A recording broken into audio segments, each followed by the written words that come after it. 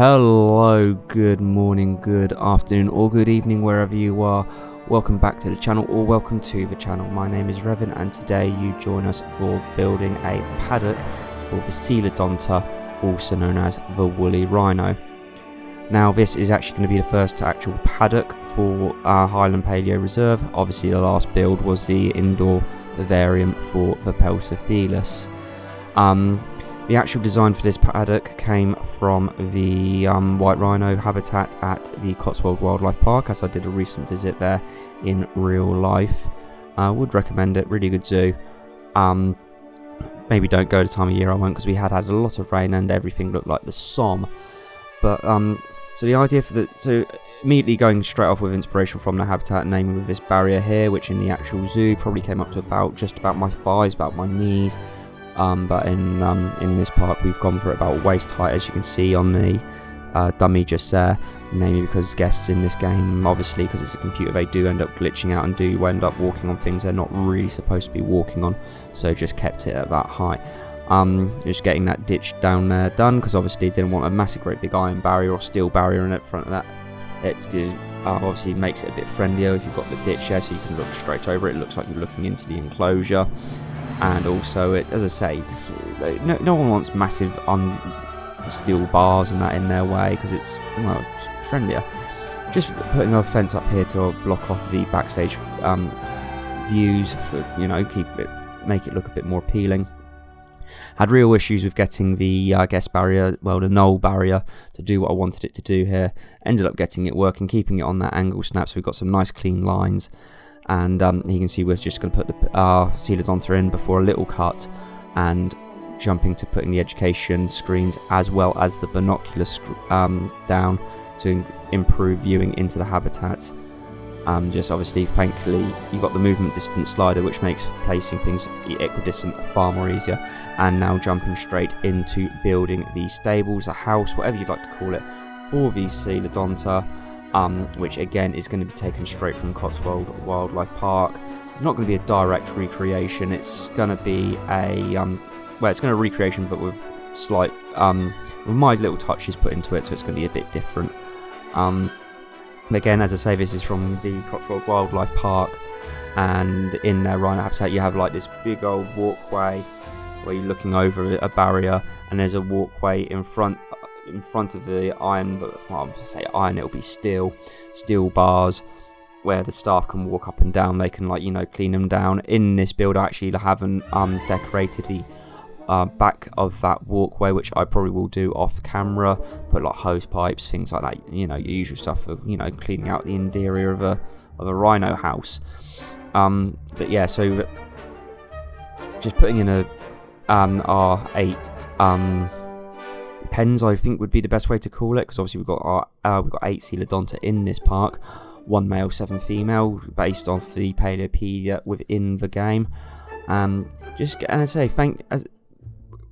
Making massive use of the movement distance slider, because it's just, as I say, makes placing things an equal distance far easier, as opposed to doing it just eyeballing it.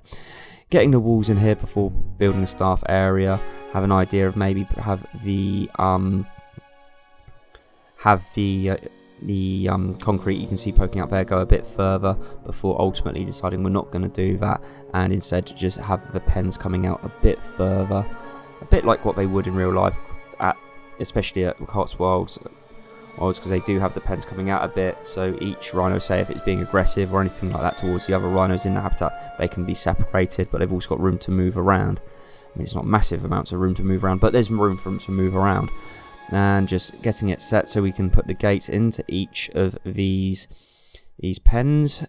Ends are just figured have them separate like that, and just redo the fence for them, just slightly different, made slightly thinner, so it's clearly a gate. Obviously it's still really thick steel. These woolly rhinos, Coelodonta, whatever you want to call them, I'm probably going to keep calling them Coelodonta, aren't able to get through as easily.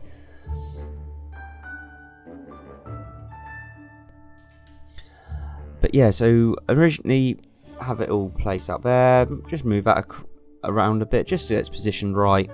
and copy it over in just a second. There we go, copied over, and then we can plop that in, happy as Larry.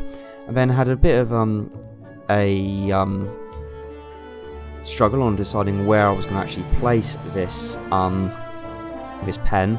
It originally decided over here, and then it's going to have them sloped up, and then it's like, no, it slopes too straight, and then I had the novel idea to use the world grid, move it over there so we have a more interesting shaped paddock, plenty of room for them to walk around, and have the idea of, rather than having it down so that the walkway you can see there is at the ground level as it is now, just raise the ground up to that at level, so it also gives a bit of verticality in the zoo, because very, very, very rarely are you ever going to see a totally flat zoo or animal reserve or wildlife park, whatever you want to call it.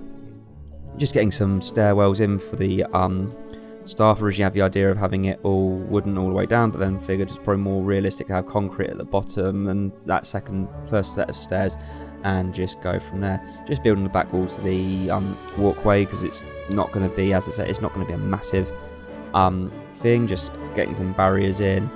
Some of these barriers are going to get amended later, because obviously, as you can see, we're going to be placing in the guest barriers and stuff like that. There you go, getting rid of some of them before we, say, just amending it slightly.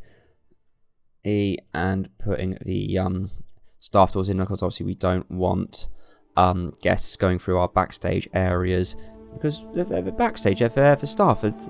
Obviously, if you had like a tour or something, a tour guide would probably take you around, but they're not, well, funnily enough, they're not in the game yet, so we can't have things like that in the game. Had a bit of a glitch with the ground poking up through the floor. That's quickly corrected, and we can now put those barriers back in, and we are off to the races in that regard. So that's actually the entire paddock done, and it's now just a case of touching up the pen, the house, putting a roof on, because obviously we can't have it open air, because that's just totally unfeasible, unrealistic, and no one wants to see that.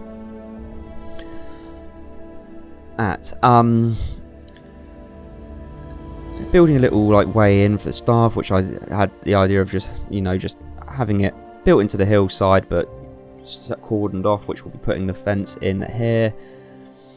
Not the fence, but you know what I mean. I might also change that gate as well, but we'll see at a later date. Just finishing those walls, because I'm an all over the place builder. I don't focus on one thing when I'm building. I dot and flit around, as you've probably noticed from these builds, and just getting that all so it's symmetrical. Slapping the doors in for here, which was actually quite easy to do, thankfully, because we have a wonderful scaling tool, which I would not change for the world. It does what I need it to do. I can work with it pretty well.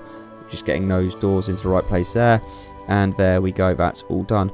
Deciding on the material or the look I want for the side of this building, we settled on the rustic wooden slats there, which I feel look rather quite smart. It makes it look a bit unique, and just getting the bedding in for the Coelodonta. Decide I don't like it, go with the bigger ones, and then lay it out there. I'm happy with that, and then I realised, oh, hang on, it's not sitting where I wanted to do. Then I had the idea of getting rid of floor tiles and then just copy and paste it over so it's all matching up. I know, not the most realistic, it's all matching, but at the end of the day, you're not looking at the indoor of the paddock too much. You're mainly going to be looking into the, you're going to be looking at the paddock. It's only if you're looking in across, you're not going to notice it too much. Just getting the ground leveled up to the back of that walkway so it all matches up. Just making it sure that we've got no ungainly bits like poking through where they shouldn't be. Getting that all evened out so we can run a path up, and making it make it look good in general. Just get rid of bit of jankiness there, and that's the exterior of the build done. Laying the path in, and again just make it look decent. It's pretty easy to do because the pathing tool really easy to use, I find.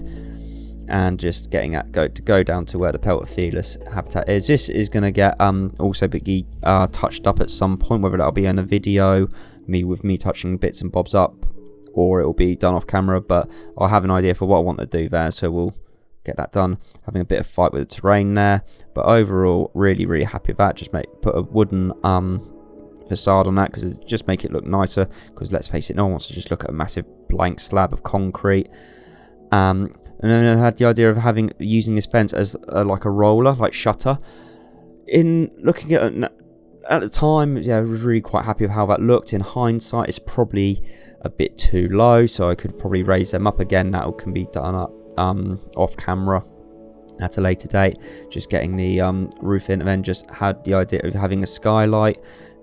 Original plan was didn't work out too well, but then had the idea of laying it that way, and I feel it looks rather quite smart having it done like that, because again, the rhino pen in the Cotswold Wildlife Park does have that look with skylights. Obviously they're not as wide as they are in the game, but there's only so much we can do. They are then obviously you're not going to have a freestanding roof like that without any support or anything, so this now is just us getting those supports in, making it look a bit more realistic, lining it up. And then just as really happy with how this turned out. Just gives it a bit more of that realism look. And yeah, there we go. That's the supports, and just making sure it's all the triangles. Obviously, supports like that would be triangles.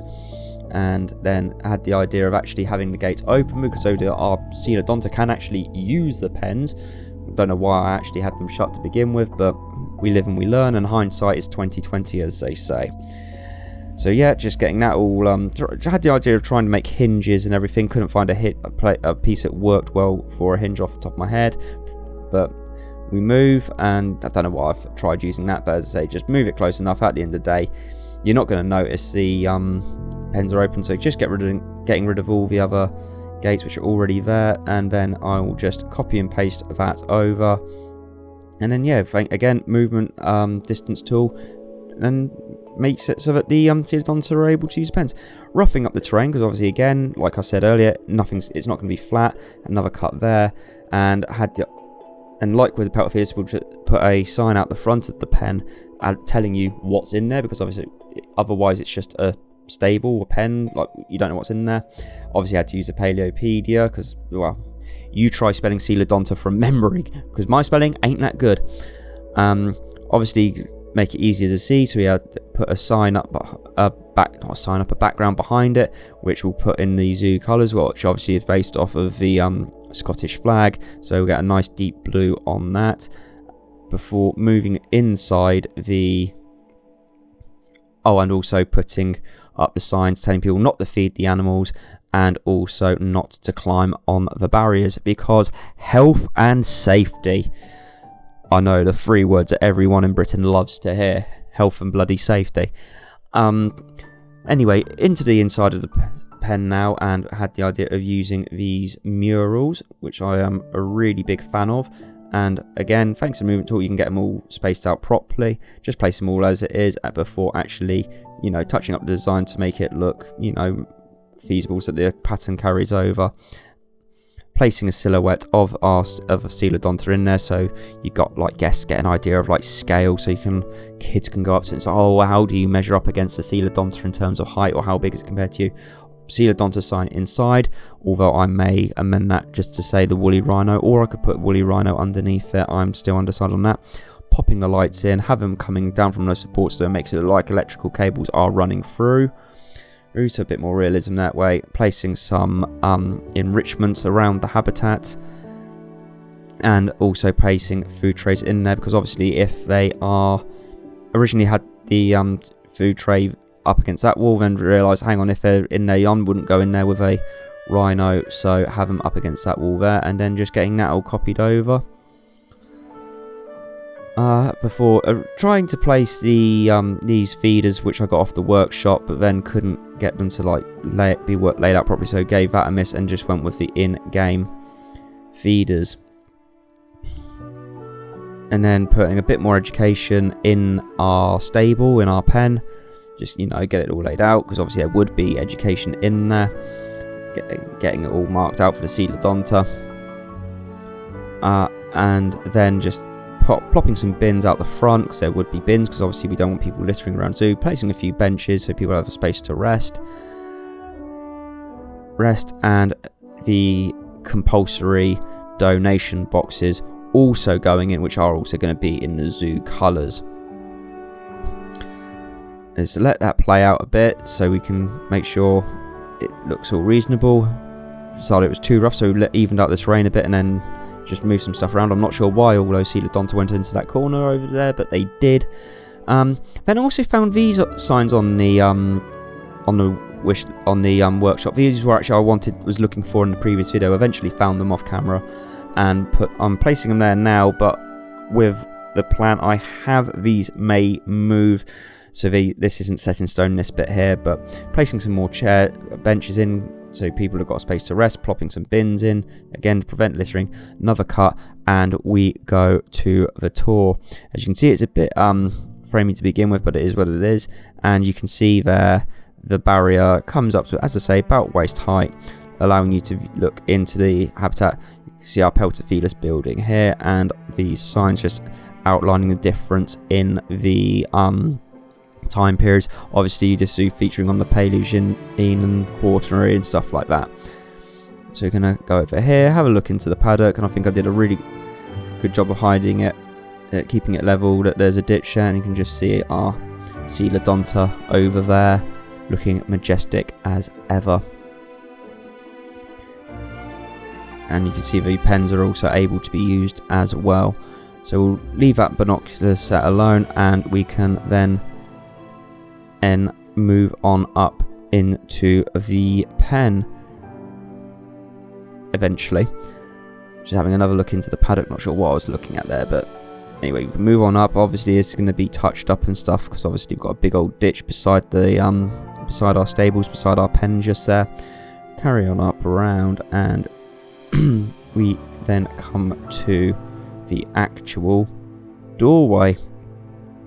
So we can go in there, and I'm so happy with how this looks. This is a lot of this. The inside of here is the thumbnail. Got our as I say, got our donation box just there, and view into the pens, and I'm so happy with how that turned out. Yeah, super. If anyone's been to the Cotswold Wildlife Park, you'll know how this is meant to look, and it's turned out pretty much how it looks in reality. And just come down here, just so you can see how it would work for staff. Trying to shut the door and realise it doesn't shut. Head on down. Bit of a glitch with the terrain, but not too fussed about that. There's going to be glitches here and there. It happens. Then walkway for staff, so they can just cut across here. So if they need to like hose down the Coelodonta, they can. Obviously, as I say, I'm going to put things like hose pipes and stuff on this back wall. Didn't do that in the video, but I can, as I say, do that off camera.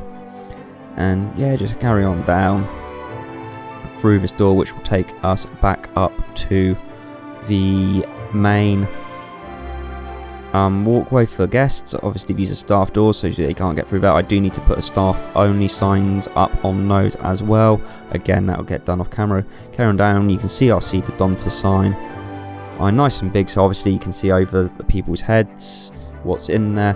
Carry on down, and we go to the staff entrance just here as well. Didn't think there was any need for like the big main door, just the waist high one will be fine. Another bit of glitchy terrain just there, but again, not going to worry about it too much. It could just be, well, it's a zoo, there's going to be muck build up. Go through, hit this door here, and then we are into the paddock and have one of our Coelodontas coming over to say hello. Might block that off, might not, we'll see what happens. But then you can see our big male just there. You can tell from the size of that's the male, and you can, well, brilliant view of our Pleistocene house as well. Gonna have another cut here in just a second, because we are gonna then see into what they look like in the habitat. Because after I finished doing that live, that bit there was looking around, and I could see we had the Coelodonta in there, which shows that they the pens actually work. Just coming in, having a look, we have got two in here, but they just look. I just couldn't resist coming and having a look just there. Thank you very much for watching. Hope to see you in the next one. I'm going to do the YouTube thing. Please like and subscribe. Bye bye.